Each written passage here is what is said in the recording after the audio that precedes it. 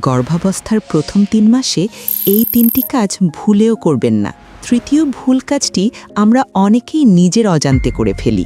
১. দীর্ঘ বা ঝাঁকুনিযুক্ত ভ্রমণ। মনে রাখবেন, প্রথম ৩ মাস ভ্রূণ জরায়ুতে শক্তভাবে গেঁথে থাকে না, তাই এই সময় দূরের জার্নি বা ভাঙা রাস্তায় রিকশায় চড়া এড়িয়ে চলুন। ২.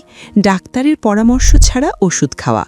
অনেক সাধারণ পেইনকিলার বা অ্যান্টিবায়োটিক এই সময়ে ভ্রূণের জন্য মারাত্মক ক্ষতিকর।